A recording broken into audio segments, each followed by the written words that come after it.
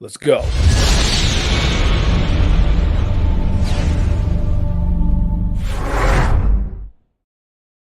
Yeah. 1 2 1 2. You know how we do with your boy BQ. This is the Impact Lounge, number one place to be for the Impact Wrestling fan, and this is your Impact Wrestling review. Thanks for checking in. As always, we're gonna jump into this like we always do. If it's your first time here in the lounge, one thing about me as a podcaster, I hate to just talk about absolutely nothing for the first like 5-10 minutes of a show. A lot of podcasters like to do that. Um, that's not me. I like to just kind of jump right into it. Spooky the Cat making his first appearance very quickly on the show. Usually he kind of hides. There's something hanging from a microphone here, and he really wants to play with it. Clearly, one of my kids. Wow, he really wants it. Okay.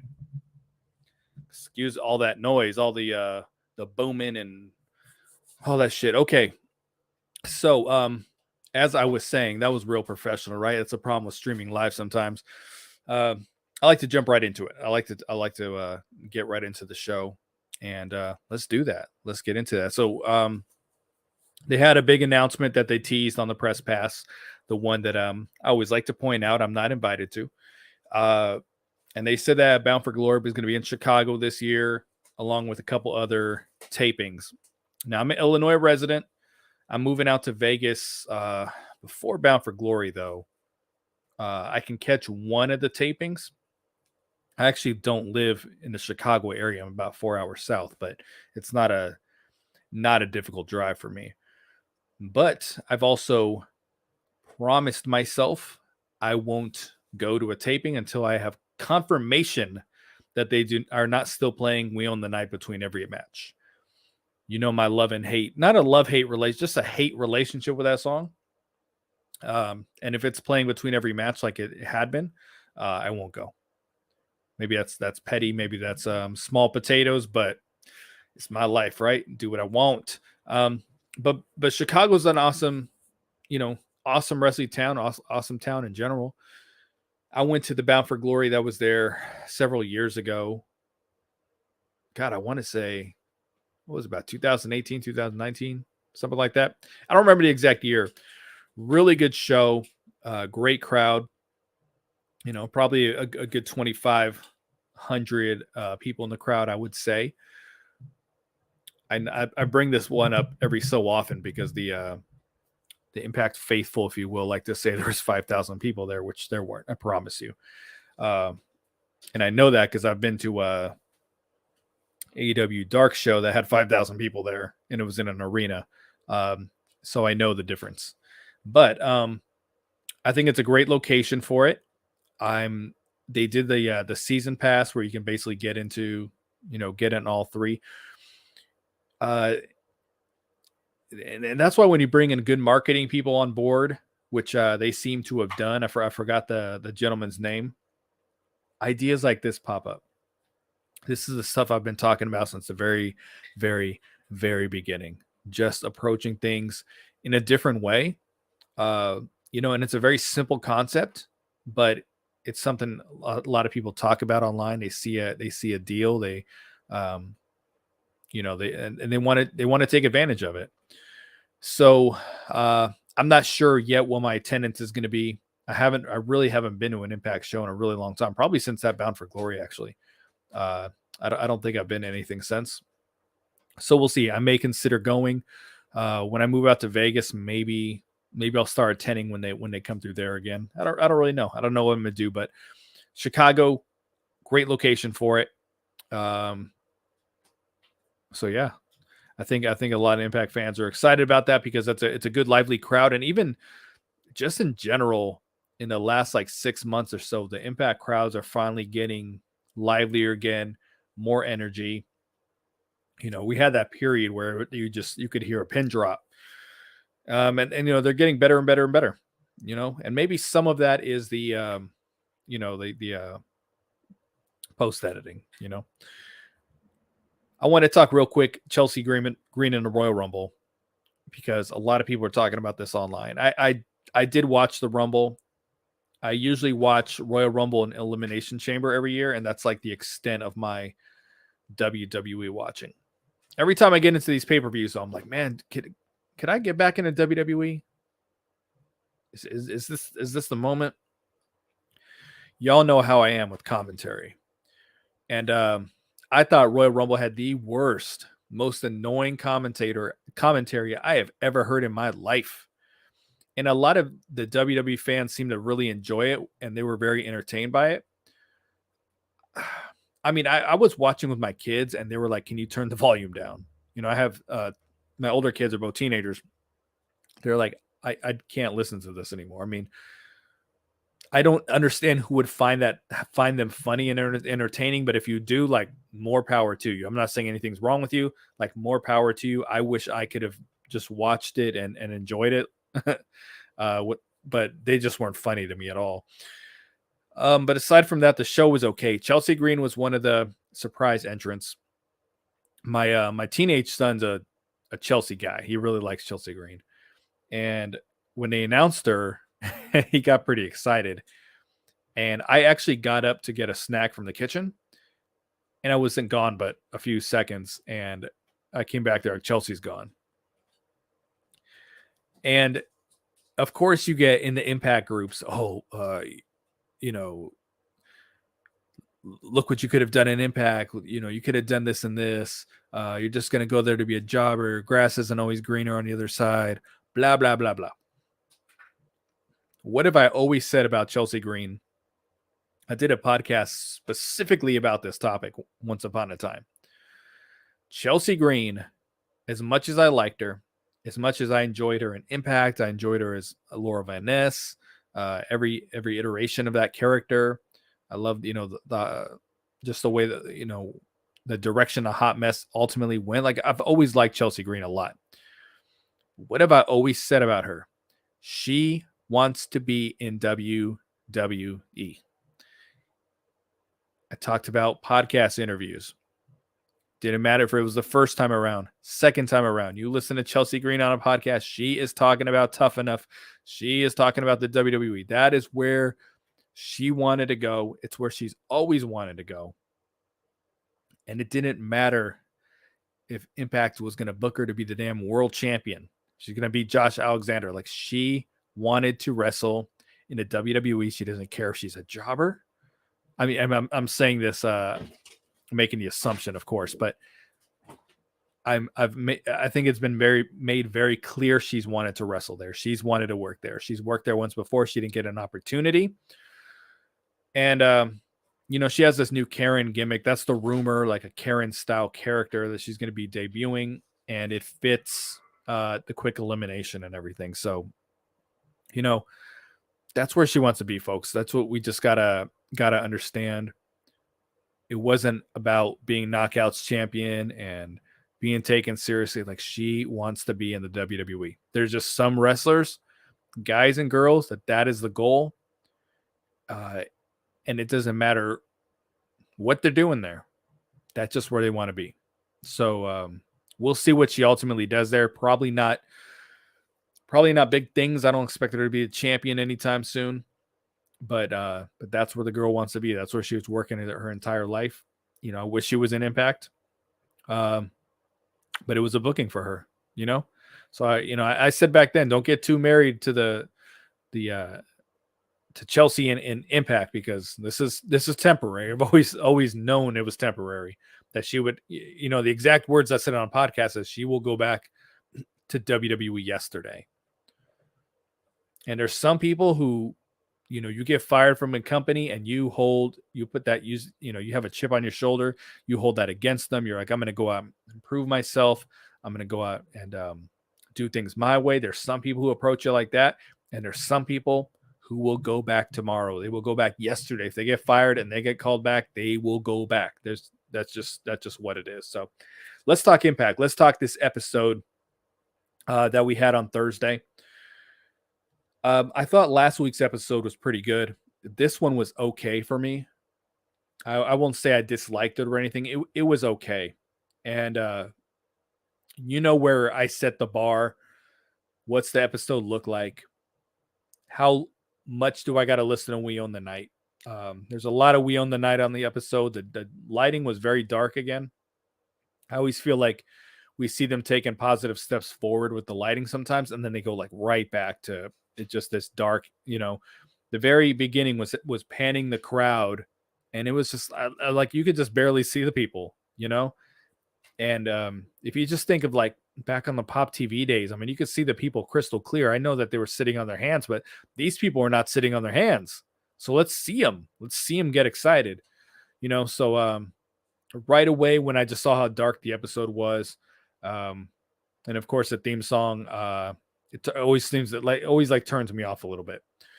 But I thought the episode was okay. I did watch BTI, and I mentioned this a few times. BTI just looks better than Impact. Just the intro, the backdrop, the colors. It's actually a lot easier to consume than Impact, in my opinion. I still won't watch it weekly because I don't care for the recaps and the silly rumors and all that. It's not my cup of tea, but I'm trying to go out of my way for you guys to watch the match, the exclusive match. Sometimes it's a good match, and sometimes it's kind of a bullshit match. This one was kind of in the middle.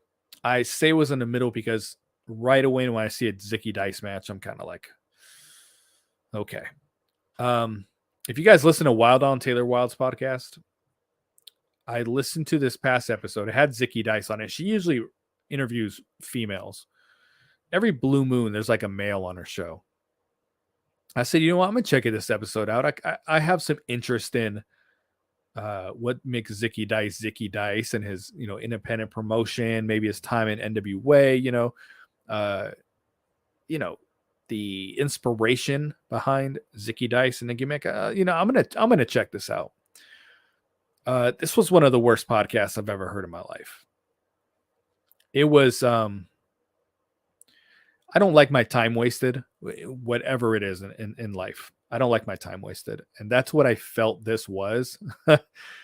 I know they were having fun talking, and I'm sure there's people who listen to it. They're like, oh, what a great conversation. Like, it was 28 minutes of bullshitting.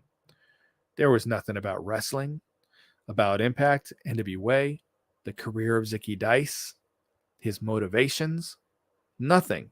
And I don't like the Wikipedia interviews, where you just pull up someone's Wikipedia page and ask questions off there. I'm not into that. I don't care where someone trained. I don't give a shit. I really don't. But I still do want to know some kind of backstory to someone and what makes them tick. And this interview was so far from that.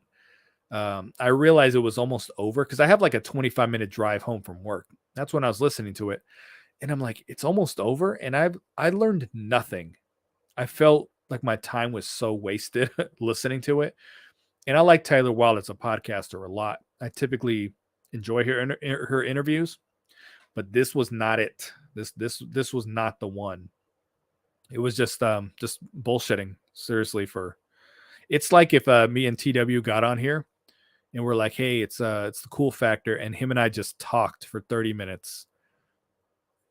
Just we start getting into politics and religion and what, like, you know what I mean? Like, it's just not what you come for.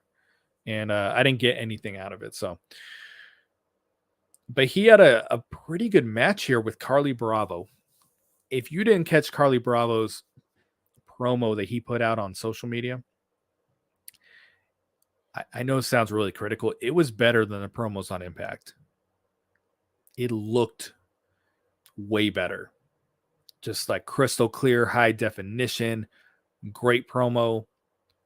No silly lights or nothing like that. Like, it was really, really well done. And then he comes out and I'm like, man, what a breath of fresh air this guy is. This is like the exact kind of wrestler they should add to the company. And I was kind of saying that about Kylan King. I guess they did try to sign her. She turned them down. So that kind of sucks. But a guy like this, I know he was a local talent, so that's probably why they use them. He's, boys with Zicky Dice. But he was a really a real breath of fresh air, I thought, and just the kind of character I would like to see more of on TV. And they had a pretty good match. I guess they do a podcast in real life. I think I might check it out. Give it a shot. But they're very close in real life. But it was pretty good. I'd recommend checking it out. I would like to see more of him, of Carly Bravo, not of Zicky Dice. I don't totally dislike Zicky Dice. He just doesn't do a whole lot for me, but I like to see more of Carly Bravo. But Zicky Dice gets a win with another shit finisher that Impact's known for. I don't remember what he called it. Just another, something I would do on one of my wrestling buddies when I was a kid. And then we get the X Division title match, Trey Miguel and Mike Jackson. So, this is why I was saying this episode was not my favorite. It wasn't, I didn't dislike it, but it just didn't really move me. I feel like a good episode for me is when it's over before I know it. And this is one that I was kind of like, I'm not going to lie to you, I was nodding off a little, just the episode in general. Like, I just felt like it was never going to end. So that's kind of how I measure things. This match here, just immediately I had little interest in it. And I understand, he's kind of over with that audience, Mike Jackson. And I'm not gonna lie, moves great for his age. I mentioned watching the Rumble. Booker T was a competitor. Like, dude, that guy can barely fucking walk. He did a spinner Rooney and one of his high kicks, but he was struggling to move. You know what I mean? And shit, I'm 43 and I struggle to move. I wake up almost every morning, my neck is killing me, and I'm taking not pain medication necessarily, but I have stuff for the pain. And I'm usually in really, really struggling to move my first couple hours of the day, so what he does is very impressive. I don't want to discount that at all. I just don't have a lot of interest in seeing him challenge for the X Division Championship, but the match was, it was okay. It kind of built into Trey's, every time he gets out there and gets to be heel Trey, he's growing. And I enjoy heel Trey a lot. The finisher, I forgot what it's called that he uses, that Trey uses. Like, I was wondering, how's he going to beat this guy? Because I don't think he could take that move. And he sure enough did. And then Crazy Steve is under the ring after the match. To me, Decay is starting to get kind of cool again. I thought that they really lost, the cool factor, no pun intended, over the last couple years. And then when they split Rosemary off, they started kind of getting cool again.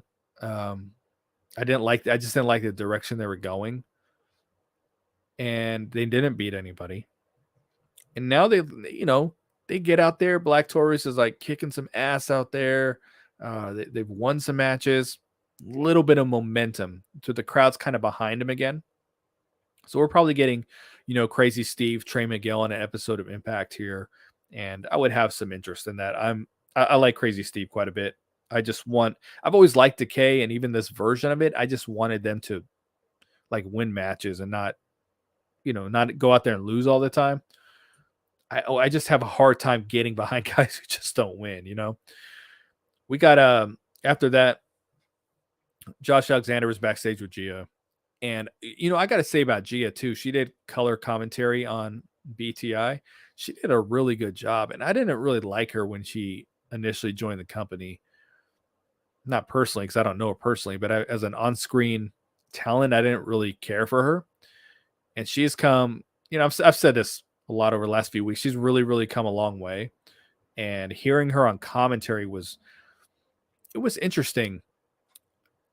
Back when Josh Matthews was doing commentary, and it was just Josh Matthews this and Josh Matthews that, and he was just doing everything, and all we ever heard was his freaking voice.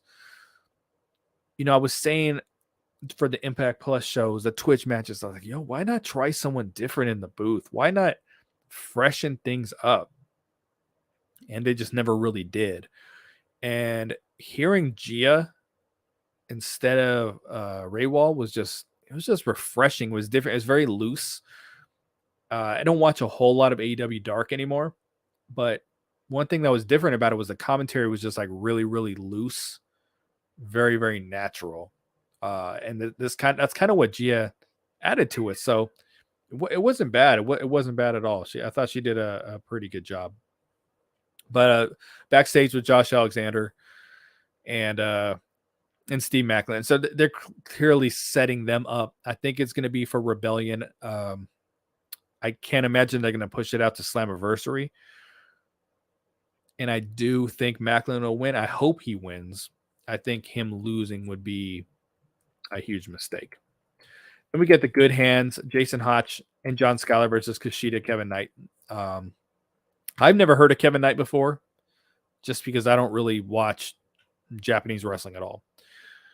The match was cool. The good hands, we thought they were kind of like in a stable Bully Ray. They didn't really tell us, didn't really not tell us. They kind of showed up a couple times, and then that was it. And now they're just kind of jobber tag team.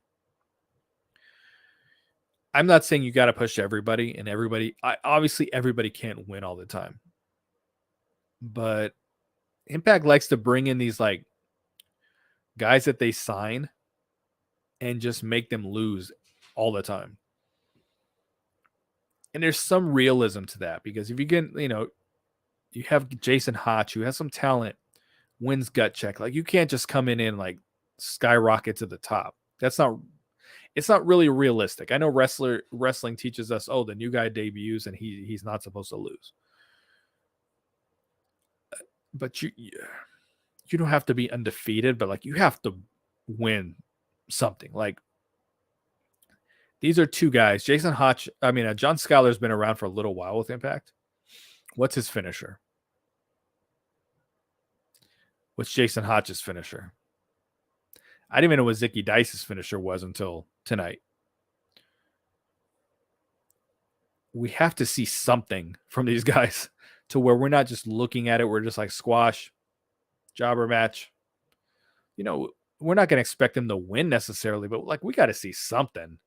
You're putting a team together in what I think is a kind of a shallow division, and you're just bringing in guys from other companies to beat them. You guys may or may not agree with me on that. With a team like the Good Hands, like, should they come in? I'm not saying they got to beat every single wrestler, but shouldn't we see some success from them? Something, I think they're a cool little tag team that we're not getting much of a backstory or anything on. But it was a pretty decent tag team match. And then backstage, Giselle and Santino, he reveals her tag team partner, Jay Vidal, is a fan. Giselle Shaw is not. And we got Jordan Grace talking with Mickey James backstage. I didn't think this was very good. But the lighting looked great. Last week's episode was the pink and purple lights and the silliness. And this episode, all the backstage segments were just in areas with good lighting, and it just looked good. The combo here was just a little phony. That's all. But it's whatever. It was a very small part of this show.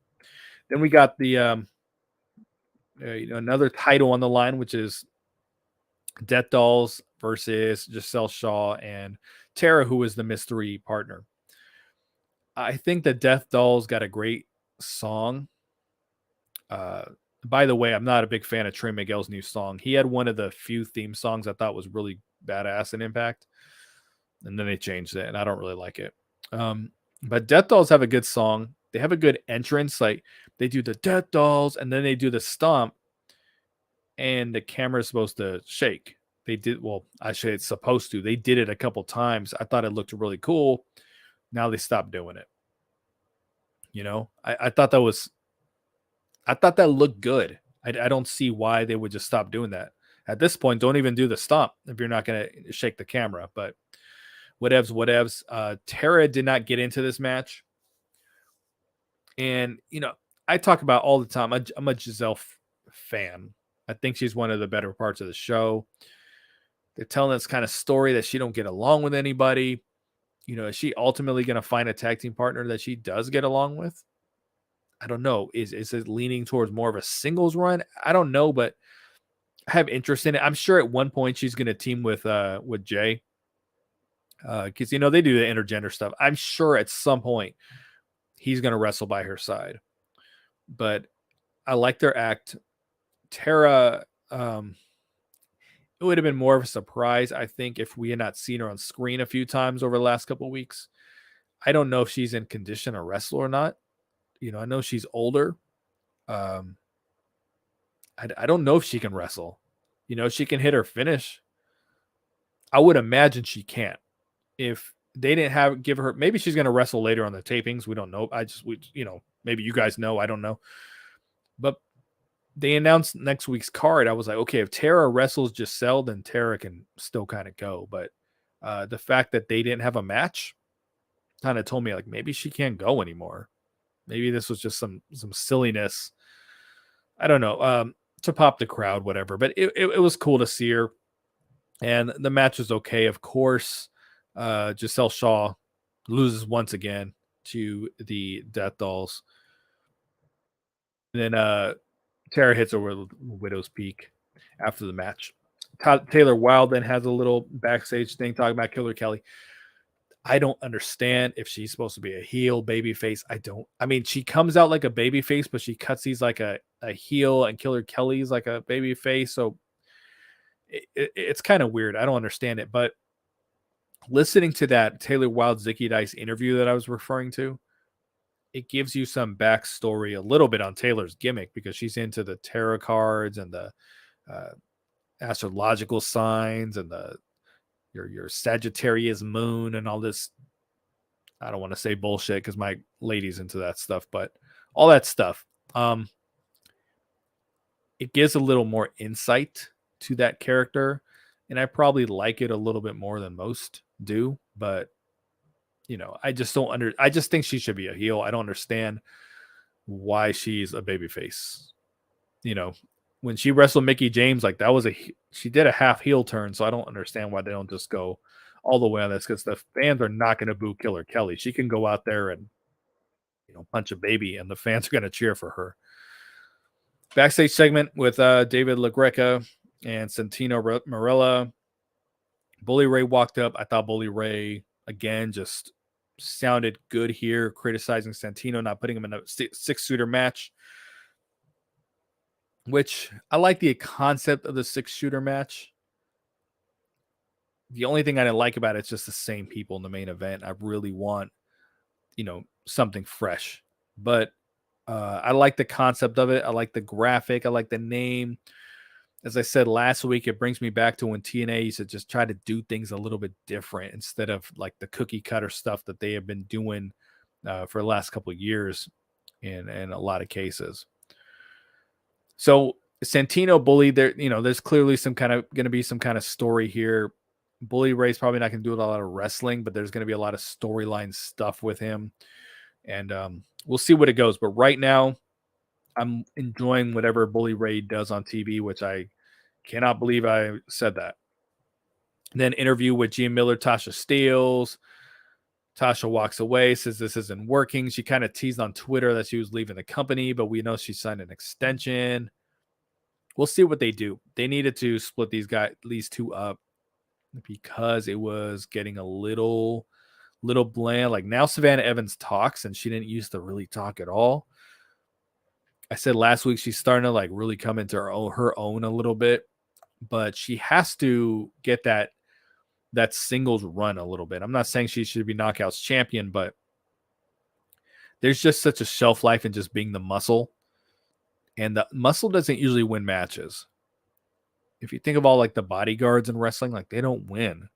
They're supposed to be intimidating figures, but then they wrestle and don't beat anybody. So we'll see if these two actually like, if it's a repackage for Tasha, or if it's these two are going to wrestle each other. We don't really know. Pretty sure Gia was wearing the same dress she did last week. Could be wrong. Major Players versus the Bullet Club. Decent tag team match. I just kind of knew the Bullet Club was going to win. I was surprised that this was their first time wrestling each other. I feel like we've seen this 50 times, and it was the first time. So that kind of shocked me. I say this every time when the major players come out, just missed opportunity. Like they come out and they just don't feel as big as I think that they should. Cardona did such good work in GCW and NWA. I just don't understand why that's not bleeding over into the Impact show. I don't understand why they're just another team. I don't get it. But the match was okay. Obviously, the Bullet Club won because I said this back before Hard to Kill that the whole 4-team tag team match was just to build towards the Bullet Club and Motor City Machine Guns. Don't even concern yourself with the other two teams in the match. That's exactly what's going on here. And, the Dancing Moose shit was funny. This was really good too. Joe Hendry doing the Edge's bitch. I think the bitch thing is like really low hanging fruit in wrestling. Let's just call someone a bitch. Let's get a pop, But this came off good, and he put Brian Myers in it. It was funny. I miss him doing his little songs, and on the indie scene he'll like remix pop songs, So it's always a little funnier. And when he was in Impact the first time around, I'm talking about Joe Hendry, and he would do the songs. Like I didn't find him that funny because he obviously couldn't, he couldn't remix songs. So just because they were more original, he did a good Eli Drake one, and then after that, I was like, I don't think these are that good. But he's on fire with these right now, and he's doing a whole angle with the Cardona with, they called them the Cardonas and NWA. That's what I was going to call them. But the major players and, Moose. So these are all guys I like. We'll just see if it's going to continue to be like comedy stuff or what happens. But I was more interested in this and wondering what's to come than I was the actual match. I'm just not a Bullet Club fan, no matter who's in the group. So I don't get too into their matches. So I was just more into what they did after the match than the actual match itself.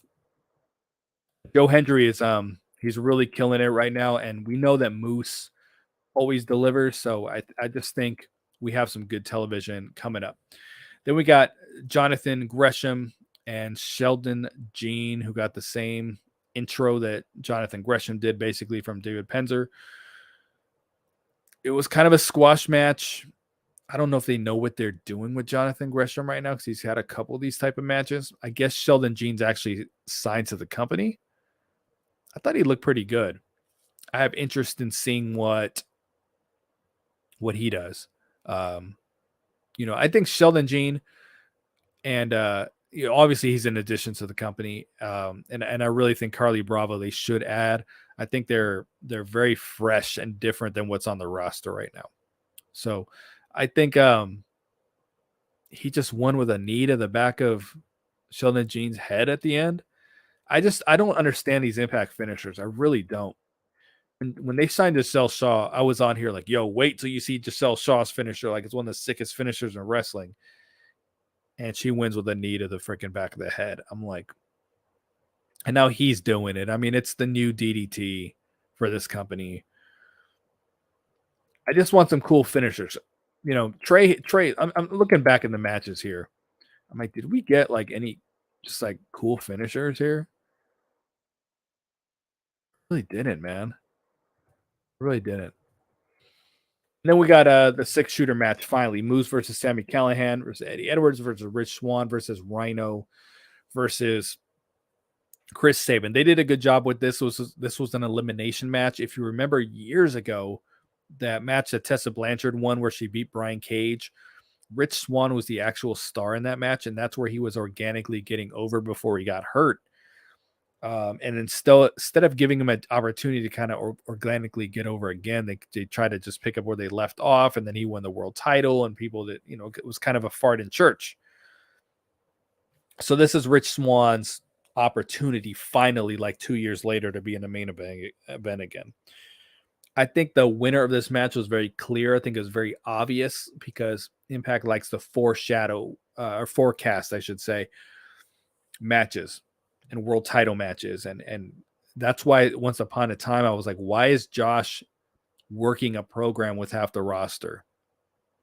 This was back when he was, was Bound for Glory, and he's working with Eddie Edwards, but then like Rich Swann is the picture, and Macklin and Kazarian and all these dudes, and it's just like they're doing too much with him. They got too much going on. So we knew that the match with Rich Swann was going to happen. It only made sense he was going to win this. So I think it was pretty predictable, but I look forward to the day that these matches aren't the same 4, 5, 6 dudes. Like that's a problem when you have Rhino out there as, is he going to be number 1 contender for the world title? Like that's a problem. But now that we've added Kazarian and we added, Gresham, like I think the world title scene is going to get a little more interesting. I think it's more interesting on the babyface side though. So I think that's why Steve Macklin has to be the champion, because he can continue to work with Josh Alexander. He can work with Swan. He can work with Kazarian.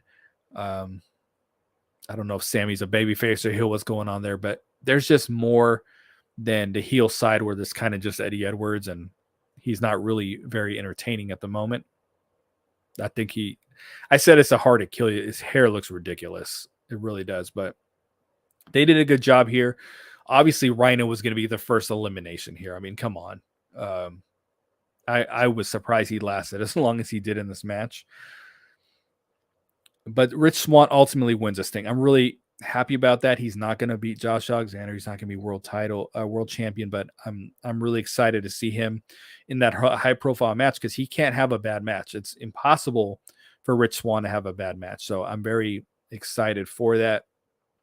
PCO came out, and I mean, I just have no interest in PCO and Eddie Edwards in that storyline. I mean, it is awful to me. I really want whatever they're going to do.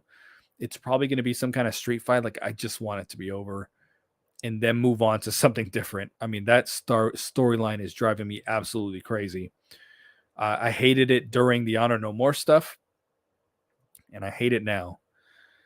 But Rich Swann's that dude. And then, after the match, it's shenanigans, and it's like, I want an episode every once in a while where they don't feel like we have to force Josh Alexander onto the show. How can we miss you if you don't go away? And just the end here was like, we got to get Kazarian and Josh on the show, and Uemura came out. It was just like a bunch of random dudes out there. They're probably going to set up some kind of 4-on-4 match.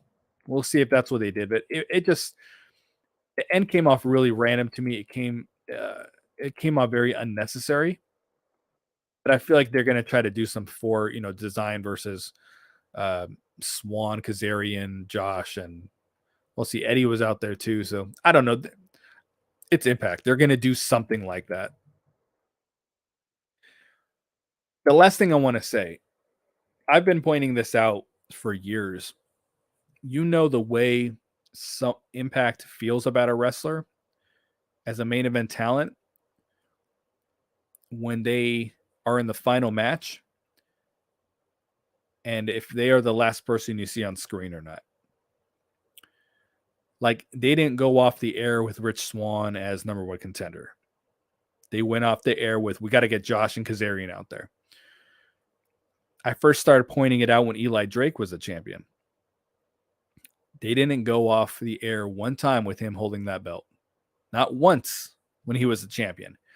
He was getting attacked, or he was in a main event, but then, someone else came and did something at the end. Like, that lets you know that's where this person stands in the company. That is where we see them as a main eventer or not being a main eventer.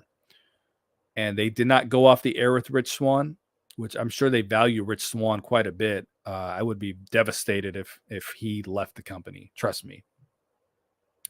But they clearly don't see him getting into that picture again. I think they feel like, okay, we can use him as world champion, but he's not going to be world champion again. I don't think with Impact, which is kind of disappointing, but just keep that in mind, folks. They'll go off the air with Josh Alexander. They'll go off the air with Bully Ray, Eddie.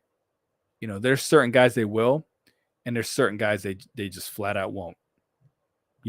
So keep an eye on that. That's gonna kind of tell you guys. So that's gonna do it for me, folks. Thanks for checking me out. Wanted to keep it kind of quick because it's time for me to go watch The Bachelor with the old lady. So that is your boy BQ signing off. I'm out. Peace.